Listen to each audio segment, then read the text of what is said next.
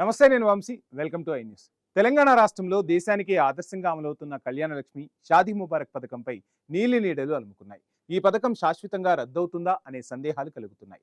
ఈ పథకానికి చట్టబద్ధత లేదని, ఈ పథకానికి నిధులు ఖర్చు చేయడం నిబంధనలకు విరుద్ధమని దాఖలైన పిటిషన్కు అనుకూలంగా హైకోర్టు స్పందించడంతో ఈ అనుమానాలు వ్యక్తమవుతున్నాయి.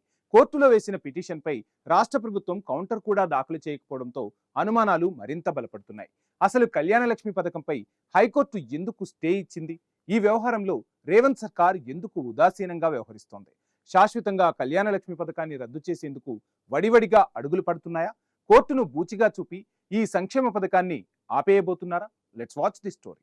కళ్యాణ లక్ష్మి షాదీ ముబారక్ పథకం అమలుపై హైకోర్టు స్టే విధించడం చర్చనీయాంశంగా మారింది. ఈ పథకానికి చట్టబద్ధత లేదని, నిధులు ఖర్చు చేయడం నిబంధనలకు విరుద్ధమని విజయ్ గోపాల్ అనే న్యాయవాది వేసిన పిటిషన్పై హైకోర్టు 4 వారాల స్టే విధించింది. పిటిషనర్ వాదనలకు ప్రభుత్వం కౌంటర్ వేయకపోవడం వల్లనే హైకోర్టు స్టే ఇచ్చినట్లుగా స్పష్టంగానే తెలుస్తుంది. ప్రభుత్వం ఉద్దేశపూర్వకంగానే కౌంటర్ వేయలేదా, మరేదైనా కారణం ఉందా అనేది ఇప్పుడు ప్రశ్నగా మారింది. పేదింటి ఆడపిల్లల పెళ్లి కష్టాలు తీర్చిన కళ్యాణ లక్ష్మి షాదీ ముబారక్ పథకాన్ని శాశ్వతంగా రద్దు చేసేందుకు రేవంత్ రెడ్డి నాయకత్వంలోని కాంగ్రెస్ పార్టీ పక్కా ప్లాన్ ప్రకారం కుట్రలు చేస్తున్నదని ఇప్పటికే బీఆర్ఎస్ నుంచి విమర్శలు ప్రారంభమయ్యాయి. ఆడపిల్ల పెళ్లి చేయడానికి పేద కుటుంబాలు పడే కష్టాన్ని, బాధను ఉద్యమ సమయంలో కళ్లారా చూసి గమనించిన నాటి సీఎం కేసీఆర్ దేశంలో మరెక్కడా లేని విధంగా తెలంగాణ రాష్ట్రం సిద్ధించిన వెంటనే ఈ పథకం అమలు ప్రారంభించారు.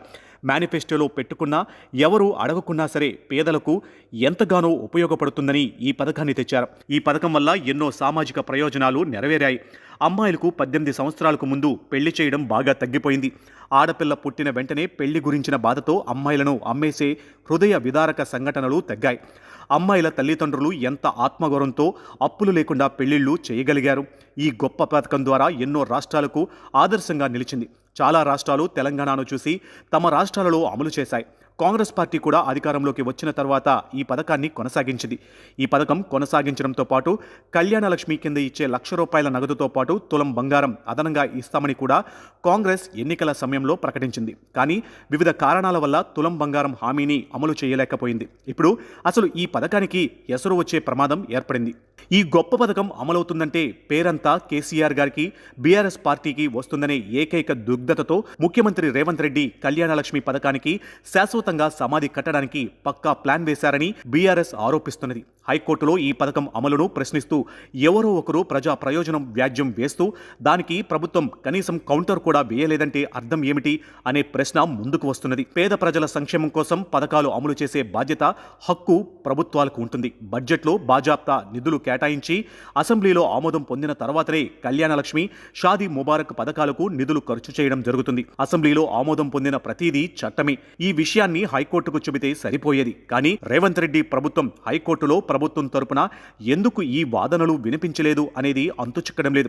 కేవలం ప్రభుత్వం కౌంటర్ వేయకపోవడం వల్లే ఈ పథకం అమలుపై హైకోర్టు స్టే ఇచ్చింది. ప్రభుత్వం కోర్టులో సరైన వాదన చెప్తే ఈ స్టే వచ్చేది కాదు అనే చర్చ కూడా జరుగుతుంది.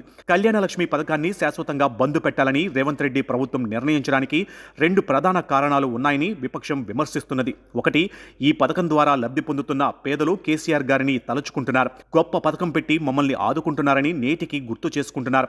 ఇది రేవంత్ రెడ్డికి గిట్టడం లేదు. రెండో కారణం, కళ్యాణ లక్ష్మి పథకం కింద ₹1,00,000 నగదుతో పాటు తులం బంగారం ఇస్తామని కాంగ్రెస్ పార్టీ ఎన్నికల సమయంలో హామీ ఇచ్చింది. కానీ ఆ హామీని అమలు చేసే ఉద్దేశం రేవంత్ రెడ్డి ప్రభుత్వానికి లేదు. అసలు కళ్యాణ లక్ష్మి పథకమే లేకుంటే తులం బంగారం గురించి ఎవ్వరూ అడగరు అనేది రేవంత్ సర్కార్ వ్యూహం. పేద ప్రజలకు అందే ప్రయోజనాలను బంద్ పెట్టి రాక్షస ఆనందం పొందడం రేవంత్ సర్కార్కు సంస్కారం కాదు అని బీఆర్ఎస్ నాయకులు తిట్టిపోస్తున్నారు.